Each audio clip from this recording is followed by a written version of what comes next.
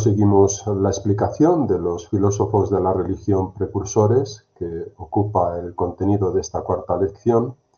Después de haber explicado el teísmo racionalista de Descartes y la religión de Spinoza en el Tratado Teológico Político, proseguimos la explicación dedicándonos a la figura de John Locke. En concreto nos centraremos en su obra La razonabilidad del cristianismo.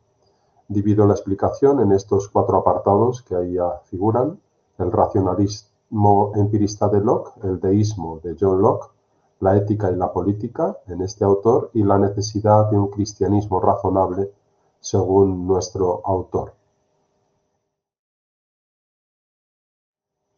Bien, el problema es que en la vía, digamos, racionalista que hemos seguido desde Descartes a Spinoza, el problema con el que se enfrentaba este tipo de explicaciones es el mismo que va a afrontar también John Locke, pero desde la filosofía empirista, que es fundamentalmente la que centra los siglos XVII y XVIII. Por lo tanto, el problema es el del escepticismo, cómo salir de ese escollo del conocimiento.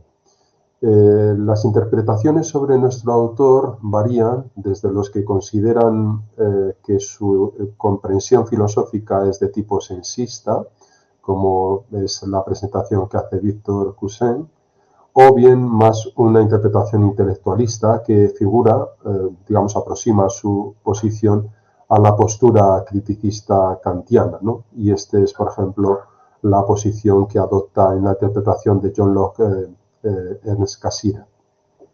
En realidad tenemos que encuadrar el enfoque empirista de Locke a medio camino entre Hume, un empirismo más radical, y el criticismo mitigado de Kant, ¿no?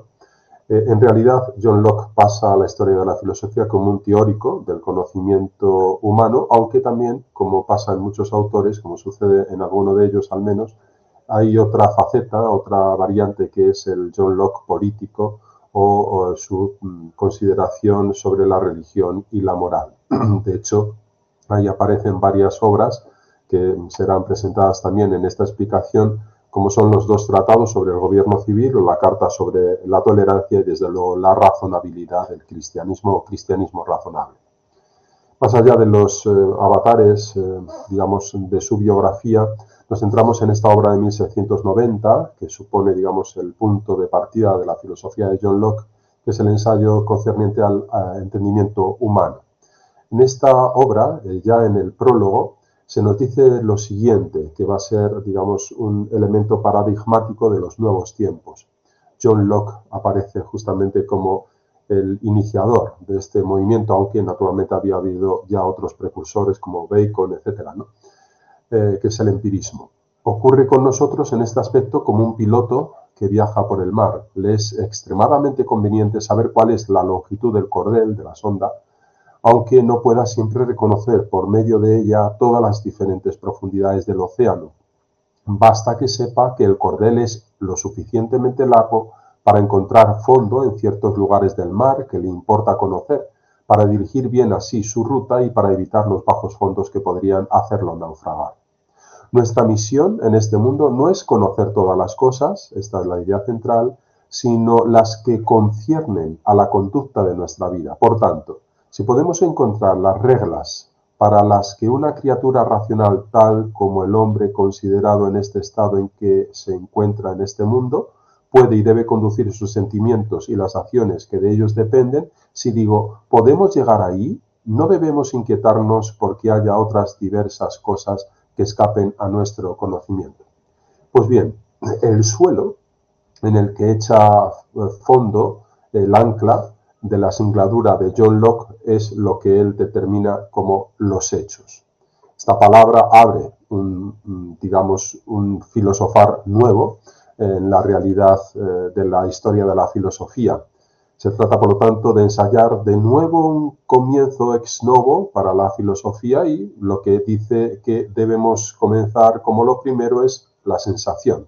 Cada filósofo tiene su prius desde el que comienza a filosofar. En este caso, el elemento positivo es las sensaciones, son los hechos que vienen de fuera a través de las sensaciones y hieren de alguna forma el espíritu hasta el punto de afectarle. Locke le interesa fundamentalmente, y por eso el título de ensayo, no hacer grandes tratados especulativos, como venía siendo la costumbre del racionalismo, sino contentarse con pequeñas introducciones en ese mundo de la realidad de los hechos. Por lo tanto, no las grandes especulaciones metafísicas, sino fundamentalmente partir de los hechos tal como se nos dan a la conciencia, en este caso a través de las sensaciones. A partir de ellas va a derivar, obviamente, toda una teoría de las relaciones de asociaciones, pero el comienzo es la experiencia, el comienzo son los hechos. La mente, eso sí, el pensamiento o el entendimiento, en cualquiera de las diferenciaciones que podemos establecer, en este campo no es una mera órgano receptivo, sino que tiene un papel activo.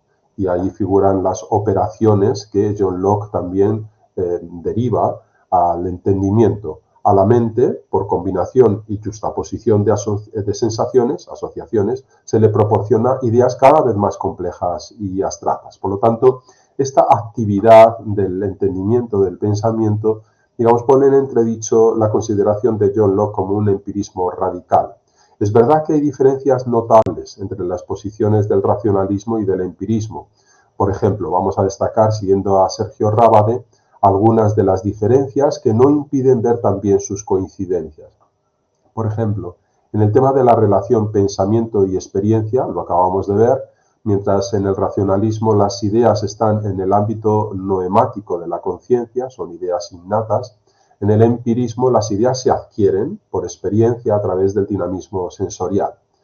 Esta distinción también se hace evidente en la concepción de la propia conciencia. En el caso del racionalismo, las ideas están ya presentes de manera innata, pero en el caso del empirismo, la mente, la conciencia, está vacía o en expectativa de recibir los contenidos a través de la experiencia. Y esto también indica una distinta posición frente a la concepción del sujeto. En el caso del empirismo sería un sujeto fundamentalmente centrípeto, fundante y regulador, mientras que en el empirismo sería un sujeto centrífugo, subordinado y dependiente de la experiencia. Pero más allá de estas diferencias también hay que señalar, como dice el autor antes citado, Sergio Rábade, algunas semejanzas. Por ejemplo, está el hecho de que la nosiología, más allá de las diferencias entre uno y otro, es decir, la teoría del conocimiento se centra en el elemento de las ideas. En otras palabras, que conocer es conocer ideas o que solo se conoce mediante ideas. Por lo tanto, estamos ante una visión, una comprensión representativa del conocimiento, aunque el carácter en un caso es genético, bien sea las de las certezas o bien al recurso a la intuición. Y lo mismo sucede con la inmediatez del conocimiento, que será de tipo intelectual en los racionalismos y de corte senso-perceptivo en los empiristas. En cualquier caso, el problema era la intercomunicación que Descartes había dejado con una solución, digamos, un poco estrambótica, acudiendo a la glándula pineal, la intercomunicación entre cuerpo y mente, entre espíritu y materia, entre la res cogitans y la res extensa. John Locke empezará distinguiendo entre ideas, percepciones y las modificaciones de la materia. Mientras las primeras están referidas a la mente directamente, las segundas tienen su lugar en los cuerpos. Y en este contexto es en el que se debe estudiar toda la problemática de las cualidades primarias, de las secundarias, de las ideas simples, de las ideas complejas. Sería, digamos, harto dificultoso ahora explicar toda la teoría del conocimiento. En cualquier caso, solamente algunas ideas que nos van a servir, digamos, como fundamento para la explicación de la filosofía de la religión de nuestro autor. En realidad, todo nuestro conocimiento versa solo sobre nuestras ideas. Cito, todo lo que la mente percibe en sí misma o es objeto inmediato de percepción, de pensamiento, de entendimiento, a eso llamo idea. Por lo tanto, todo el contenido de la mente es ideas y tenemos entonces los dos únicos principios. Por un lado son las impresiones, lo que hemos llamado sensaciones, que dejan los objetos exteriores en nuestros sentidos y, por otro lado, las operaciones del alma que le suceden. Por lo tanto, idea y percepción, juntamente con sensación y reflexión, son los equivalentes a la experiencia externa y a la experiencia interna, y eso constituye el elenco básico en la teoría del conocimiento de nuestro autor.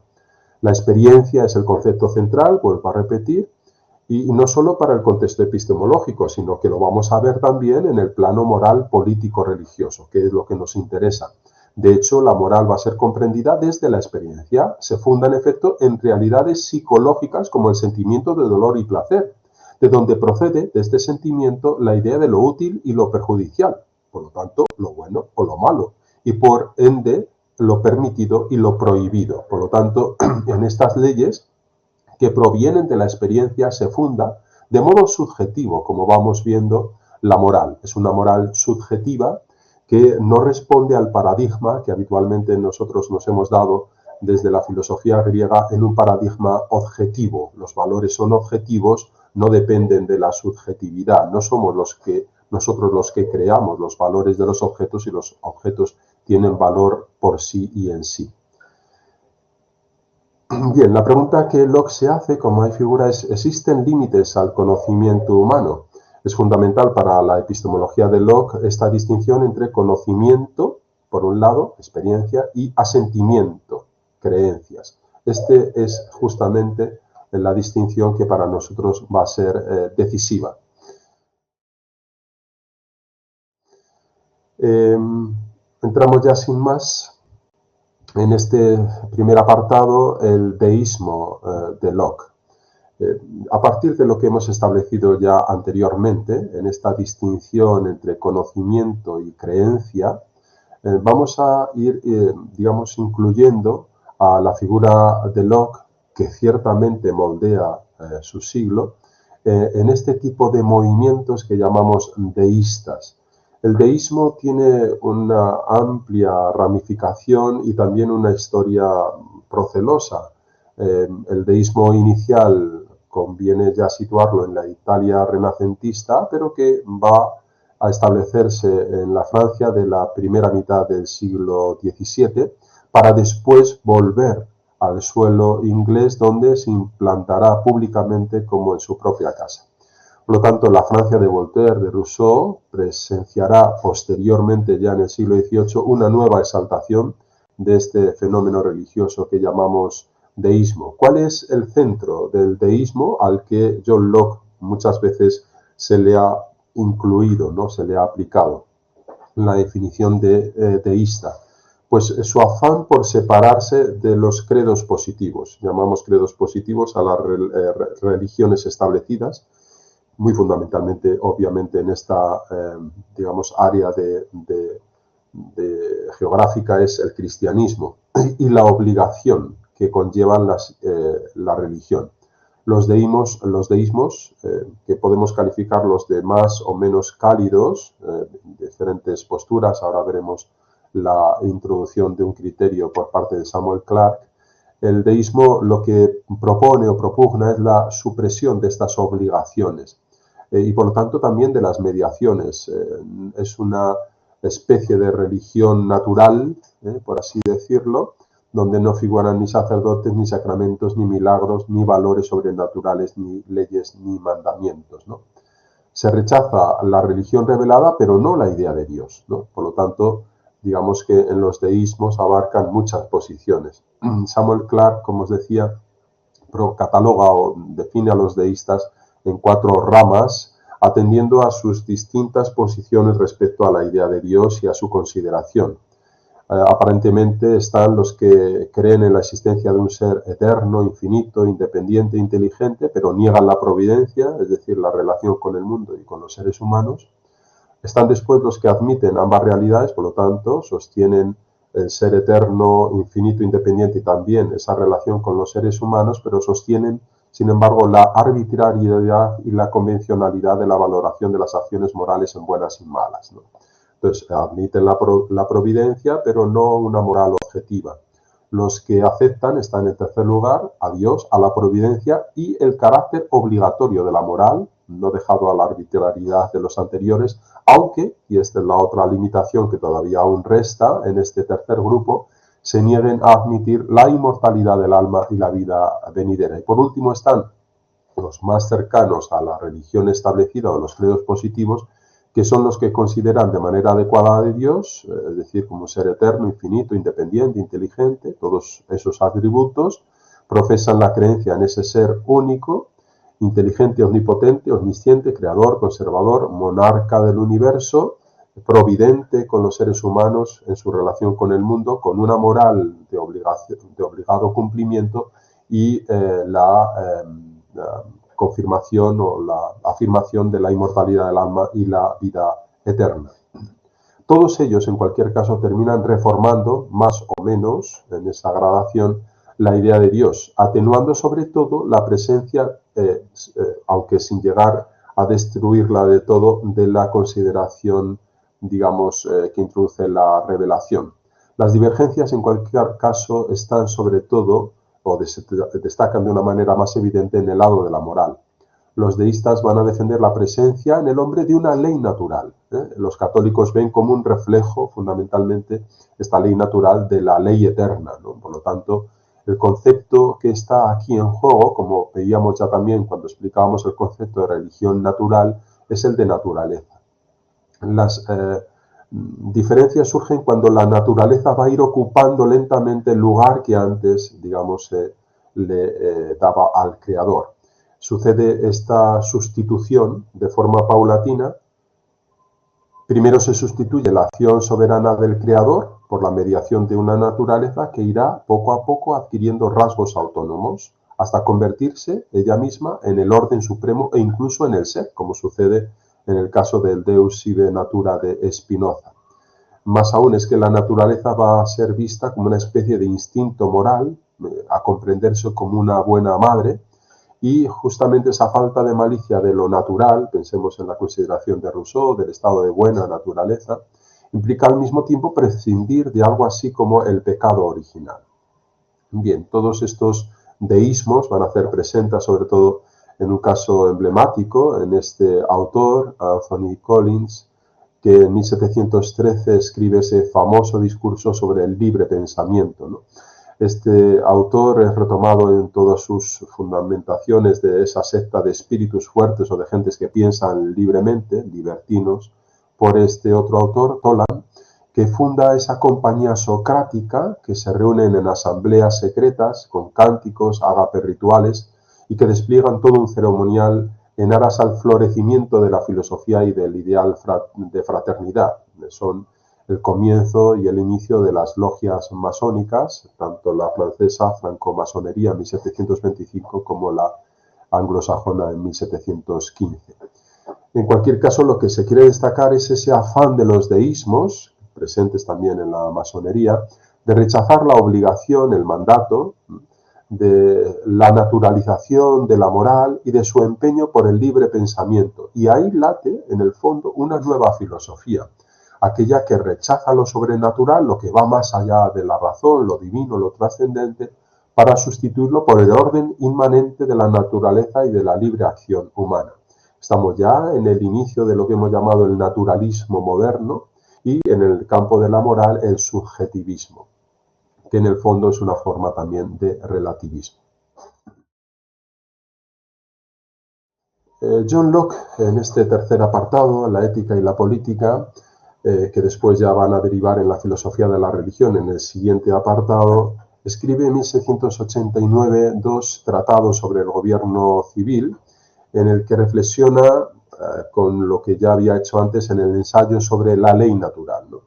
La idea de fondo es que esa ley natural no es fruto de una revelación o de un plan providencial, sino la racionalidad tal como ella se constituye socialmente, por lo tanto, tal como se desarrolla, ¿no?, convencionalmente y se llega a ser reconocida intersubjetivamente. Pensemos en Hugo Grocio, que ya había contrapuesto en 1625 la ley natural y el orden de la providencia. Comienza a considerar, por lo tanto, la posibilidad de que una ley humana pueda contribuir mucho mejor a mitigar los males que asolan a la humanidad. Spinoza había ya proclamado en 1677 la idea de que los reyes son unos impostores y que se aprovechan de la religión para asegurar su justo poder a través del miedo, como decíamos en la ética y en el tratado teológico político que hemos explicado. Tenemos ya, por tanto, digamos, a este autor, a Pufendorf, que implanta en la Universidad de Heidelberg el derecho natural como una asignatura en los estudios de derecho y de filosofía, y que viene apoyado en esta revocación del Edicto de Nantes de 1665, que supone, de hecho, legitimar el derecho de rebelión, que sentían la necesidad de desligarse del juramento de fidelidad al rey. Pensemos fundamentalmente en esa revolución gloriosa de 1668, donde Jaime II es destronado y sube a un trono ya con un carácter parlamentario, Guillermo de Orange. Recordemos que John Locke acompaña a Guillermo de Orange en el regreso desde Holanda, y Guillermo de Orange aparece ya como el representante elegido por el pueblo bajo la supervisión de las cámaras, lo que llamamos ya el parlamentarismo inglés. Bien, en esos dos tratados sobre el gobierno civil, que Locke publica años más tarde y se los dedica precisamente al nuevo rey, parte como Pufendorf del estado de naturaleza, un estado de naturaleza que no es perfecto, pero tampoco es un estado de violencia, como proclamaba Hobbes, en contra de la sumisión y de la obediencia que Robert Firmer en la obra clásica del Patriarca proponía. Considera frente a este autor que el hombre instituye un estado social en virtud de un pacto incompatible con el poder absoluto, y aparece fundamentalmente ya en los elementos que van a formar parte de lo que hemos llamado el liberalismo político, muy centrados en el derecho a la libertad, a la vida y a la propiedad, ¿no?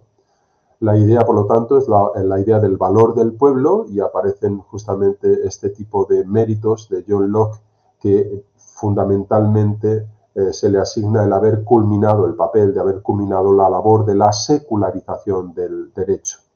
Cito en esta obra del segundo tratado del gobierno civil, un ensayo acerca del verdadero origen, alcance y fin del gobierno.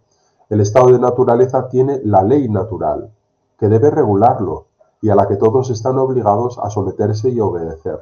La razón, que es esa ley, enseña a todos los hombres, si quieren consultarla, que siendo todos iguales e independientes, ninguno debe perjudicar a otro respecto, aquí están los elementos centrales, a la vida, a su salud, a su libertad, a su propiedad. Esta es la carta de fundación de lo que hemos llamado, digamos, ese derecho natural como parte del movimiento del liberalismo. Por lo tanto, las ideas que aquí entran son las nuevas ideas de tolerancia y de progreso, que habían estado ya formando parte del acervo de la modernidad a través de la Ilustración, y justamente como eco de ese derecho del pueblo a liberarse del juramento de fidelidad al rey, que supone la revocación de ese edicto de Nantes, conlleva justamente esa acta de tolerancia de 1699, cuando sabemos que John Locke había publicado justamente su carta sobre la tolerancia. Se pretende fundamentalmente esta idea de tolerancia buscar las creencias esenciales, en este caso del cristianismo, por encima de la organización eclesiástica. Por lo tanto, la práctica de esas creencias comunes, que son las que garantizan la convivencia y la unidad entre las distintas confesiones. De nuevo, otra vez, el tema de la religión natural, que va a aparecer ya en la explicación que vamos a hacer inmediatamente sobre la razonabilidad del cristianismo. Aquí las ideas que destacamos es la exaltación del individuo, en la plena autonomía de sujeto de la modernidad, hasta el punto de hacer de este individuo, de este sujeto, el único criterio válido para evaluar la acción ética. La racionalidad, por lo tanto, no depende ni de un conjunto de verdades dogmáticas, ni de la inspiración divina, revelación, sino que es la propia conciencia del individuo la que dicta, ¿no?, la verdad de la moralidad. Por lo tanto, es la conciencia personal el ámbito adecuado para el despliegue de esa razón ilustrada. La verdad, por lo tanto, y ese es el concepto que aquí va, digamos, a hacer entrada, no es algo establecido, no es algo objetivo, por lo tanto, sino que es algo convencional, subjetivo y una conquista en la sociedad a través del despliegue de la razón, una conquista intersubjetiva. Y por eso la tolerancia no posee un significado meramente religioso, sino teórico, social, porque consiste en la marcha genético-evolutiva de la sociedad. Por lo tanto, la cuestión ahora en la que nosotros nos queremos introducir es qué lugar ocupa en este sistema de ideas, de comprensión subjetiva de la realidad a partir de, además de la experiencia, la fe. y por eso nos centramos en la obra sobre la razonabilidad del cristianismo de 1665. Bien, John Locke publica en ese año 1665 El cristianismo razonable o la razonabilidad del cristianismo, que es la traducción que se le ha dado en la última edición al castellano. El programa que se propone fundamentalmente en ese libro es la investigación, ¿no?, histórica, ¿no?, de los artículos de fe con el fin de comprobar su autenticidad, ¿no? Por lo tanto, la búsqueda de la verdad alejada de la superstición, como había hecho Malebranche en su célebre libro La búsqueda de la verdad. Se trata de encontrar una fe racional, por lo tanto, una fe contraria a la fe supersticiosa. La opinión de John Locke es que no toda la escritura es inspirada, y aquí ya supone un corte en la comprensión, la exégesis del texto sagrado. Locke considera fundamentalmente a través del tema de la religión natural, que es propia de los deísmos, la posibilidad de sustituir la religión positiva, el cristianismo, por una religión natural. O mejor dicho, ver en el cristianismo la posibilidad de extraer, eliminando algunos elementos, una religión natural. La posibilidad de llegar, por lo tanto, naturalmente, otra vez el término, a través de la experiencia, al conocimiento de las verdades religiosas, que no excluye, eso sí, la necesidad de la revelación. La cuestión de fondo es la que habían planteado en Cambridge, el llamado platonismo de Cambridge, esto es la posibilidad de considerar la religión solo como una herramienta, un mero complemento moral de la razón. Pensemos después en la obra de Kant. Y la revelación, por lo tanto, como una repromulgación de la verdad racional natural. Pues bien, Locke recoge ese testigo del del platonismo de Cambridge y lo incluimos dentro de lo que hemos llamado el deísmo, manteniendo esas distancias siempre con él. Todo lo que el hombre puede conocer lo es por medio de la razón. La razón es esa facultad humana natural. Y John Locke lo que va a hacer es intentar demostrar que esta interpretación racional del cristianismo no es, en cualquier caso, incompatible con el cristianismo auténtico. El tema sobre el que gira toda la explicación es el tema de la justificación, que estaba planteado en Inglaterra a partir de una polémica sobre las herejías de Socino, el socianismo y el unitarismo, que tiene que ver fundamentalmente con una consideración herética de la Trinidad. Fundamentalmente es la consideración de un solo Dios, no trino, y la figura de Jesús prácticamente considerado como un maestro moral. También John Locke va a hacer, digamos, acopio de esta idea fundamental.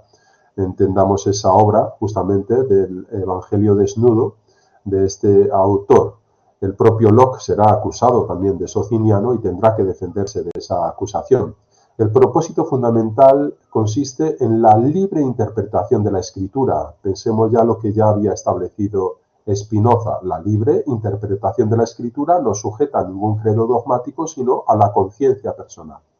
La redención, obrada por Cristo, vamos a ver cómo él la sitúa de otra manera, es el elemento central. Y tal y como lo interpreta John Locke, no viene a ser la obra de ningún redentor, sino la recuperación por parte del hombre de su capacidad racional perdida en vistas a practicar la ley moral. Por lo tanto, la redención, lo que llamamos la justificación, consiste en devolver al hombre sus poderes naturales, racionales, el uso justo de la razón que había perdido tras la caída de Adán. El pecado, por lo tanto, ya no es visto como una caída moral, sino como la pérdida de la libertad del hombre para poder actuar conforme a esa ley natural. Y el cristianismo, por eso, tiene una función central en la historia universal, que excede más allá de la estructura religiosa y las mediaciones de la religión. El cristianismo se convierte en la posibilidad de que las normas racionales lleguen a todos los hombres. Por lo tanto, el cristianismo le interesa a John Locke por la promulgación, repromulgación de la ley natural con carácter universal.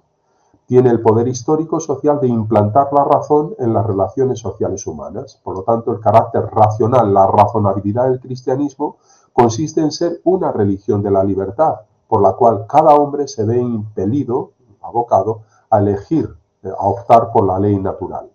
El escrito, aunque no haya ninguna separación textual, se suele establecer 3 partes fundamentales. En la nueva edición aparece una serie más larga de capítulos.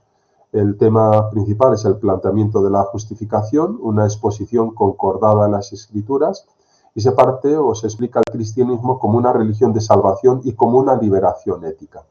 De alguna manera, este libro de Locke abre la puerta a la interpretación del cristianismo y del fenómeno religioso como un ideal moral de la humanidad.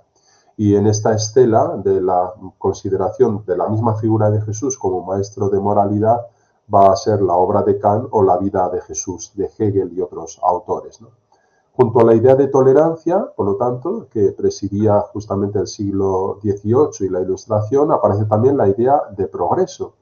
Y para entenderla tenemos que remontarnos al siglo anterior, al refuerzo que la nueva ciencia había realizado con figuras como Galileo o Bacon.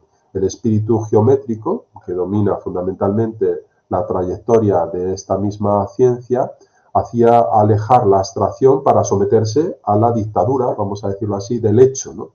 Y será cuando veamos surgir a los hombres de ciencia agrupados en esas academias de ciencia, sociedades en todos los países de Europa. Por lo tanto, se pasa, digamos, lo que gravita en torno a estas ideas es el paso de lo trascendente a lo positivo, de la trascendencia a lo inmanente. Es lo mismo que hicieron, como hemos visto, Pufendorf y Locke en el caso del derecho y del derecho natural, lo que hará Richard Simon en la exégesis o este autor en la moral y Locke en la misma filosofía. Por lo tanto, es la introducción de los físicos y no de los metafísicos, como habíamos visto, hasta el punto de que Bale dirá claramente: estamos en un siglo que se va a iluminar de día en día, de suerte que todos los siglos precedentes no serán más que tinieblas en comparación. Este es justamente el estilo, la atmósfera, el ambiente que preside al hombre ilustrado en ese optimismo antropológico y que va a generar esa nueva clase de seres, de hombres, el gentleman, una nueva clase también social, la burguesía. La gran figura de este siglo, la que la moldea, es sin duda John Locke. En este autor, como hemos dicho, están prefiguradas todas y cada una de las escrituras básicas de la Ilustración, como son la renuncia a lo incognoscible, a lo especulativo metafísico, a los misterios metafísicos, en aras, en orden a someterse a lo real de los hechos, a la experiencia. Su criterio práctico es el de la utilidad, la idea de que no ninguna idea es innata, sino que las ideas abstractas de nuestra razón son el resultado de la labor activa sobre el material de las sensaciones, que el conocimiento no es sino la relación entre los datos que aprendemos en nosotros, que el hombre se encuentra en el hombre y a él se reduce el triunfo, en fin, de la inmanencia y del empirismo. En resumen, la filosofía de la religión de Locke es casi en su totalidad una epistemología, una teoría del conocimiento sobre las creencias religiosas. Y en esta teoría del conocimiento, en esta epistemología religiosa, hay que hacer la distinción entre la religión natural y la religión revelada.